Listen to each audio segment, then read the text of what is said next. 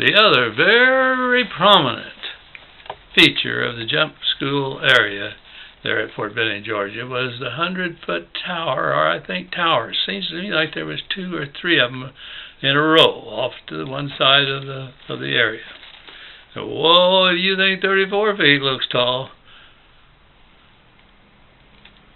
A 100-foot tower looks really tall.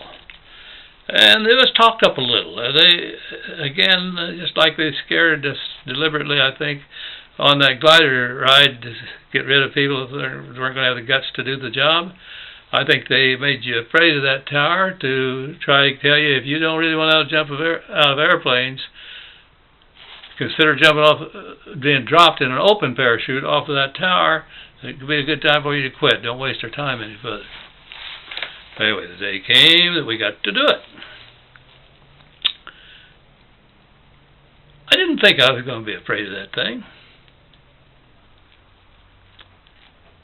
And yet, when I was standing there in that harness, and they were hooking me up, and I don't know, so the sounds of big machinery, almost like they use at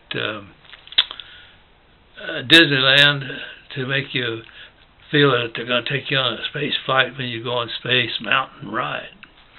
There was some sort of machinery noise that kind of created an atmosphere. Anyway, they hook you up, and they're hooking up somebody else on the other side. I think there's only 2 of us at a time, but maybe it was 4 at a time that went up. Don't remember.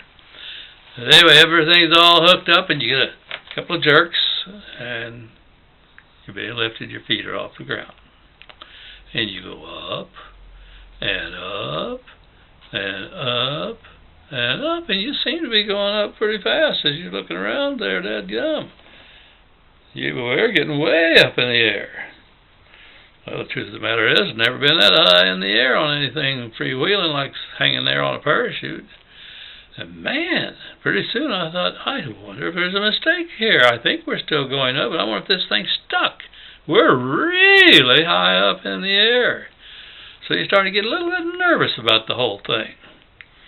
Get just a little bit higher and jerk again, and this time that jerk cut you loose. Whoa! I don't know how much you drop.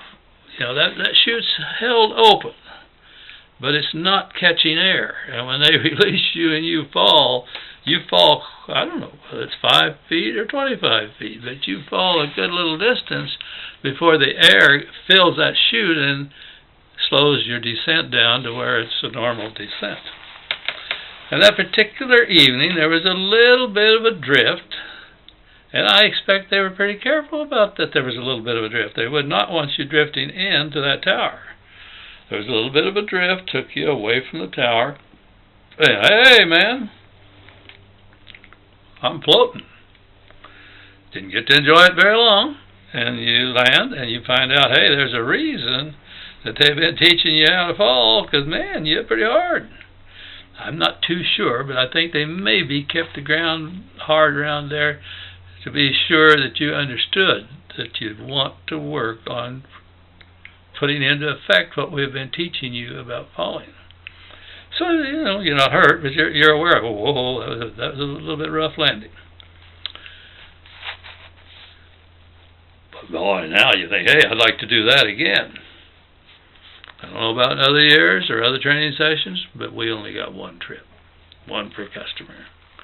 And it was at the very last of the next to the last week of jump school, because the following Monday we were to make a jump, and then I don't remember what else they had us do. But jump on Monday, Tuesday, Wednesday, Thursday, and Friday. 5 jumps in 5 days. And on Saturday was to be graduation with dignitaries and some people's parents coming.